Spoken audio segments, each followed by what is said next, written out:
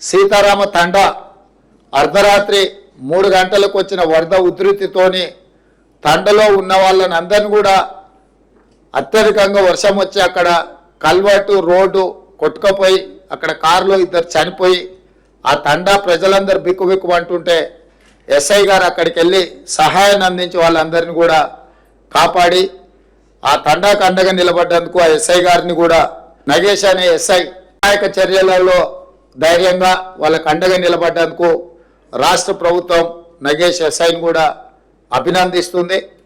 ముఖ్యంగా రెవెన్యూ సిబ్బంది, పోలీస్ సిబ్బంది నిరంతరం అహర్నిశలు పనిచేయడము, అప్రమత్తంగా ఉండడము, ప్రజలకు సహాయక చర్యలు చేపట్టడం వల్ల ఈ జిల్లాలో పరిస్థితులు అదుపులోకి వచ్చినాయి.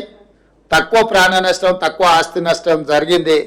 అందుకే రెవెన్యూ అదేవిధంగా పోలీస్ అధికారులను, సిబ్బందిని నేను అభినందిస్తున్నా.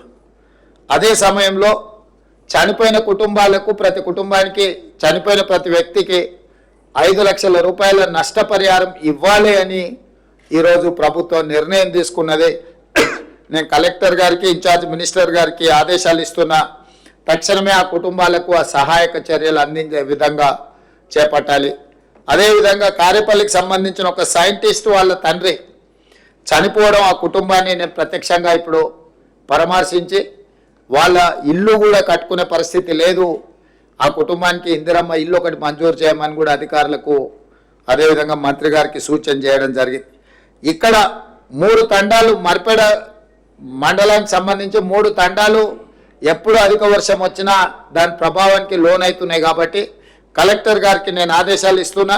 ఆ 3 తండాలను సురక్షితమైన ప్రాంతానికి తరలించి ఒక కాలనీని తయారు చేసి ఒకే దగ్గర వాళ్ళందరికీ ఇండ్ల పట్టాలు ఇవ్వడమే కాకుండా వాళ్ళందరికీ ఇందిరమ్మ ఇండ్లు ఇచ్చి ఒక మంచి కాలనీని ఒక ఆదర్శ కాలనీగా తీర్చిదిద్ది వాళ్ళకి అన్ని మౌలిక వసతులు ఏర్పాటు చేసే విధంగా ప్రతిపాదనలు తీసుకొని వచ్చి జిల్లా మంత్రులు, ఇన్ఛార్జ్ మంత్రి గారి ద్వారా ప్రభుత్వం అనుమతి తీసుకొని తక్షణమే ఆ పనులను చేపట్టాల్సిందిగా నేను సూచన చేస్తున్నా.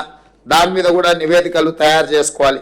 అదేవిధంగా ఈ పశు సంపద ఏదైతే చనిపోయిందో పశువులకు 50,000 రూపాయలు మనం ఇస్తున్నాం నష్టపరిహారం, గొర్రెలకు, మేకలకు 5,000 రూపాయలు నష్టపరిహారం ఇస్తున్నాము. తక్షణమే ఆ నష్టపరిహారాన్ని కూడా అంచనా వేసి అగ్రికల్చర్ అండ్ రెవెన్యూ సిబ్బంది వాళ్ళు వెళ్ళి ఈ నష్టాన్ని కూడా ఏం జరిగిందో యానిమల్ హస్బెండరీ డిపార్ట్మెంట్ను కూడా ఇన్వాల్వ్ చేసి ఈ నివేదికలు తయారు చేసి వాళ్ళకి నష్టపరిహారం ఇవ్వండి. అదేవిధంగా దాదాపుగా 30,000 ఎకరాల పంట నష్టం అంటున్నారు.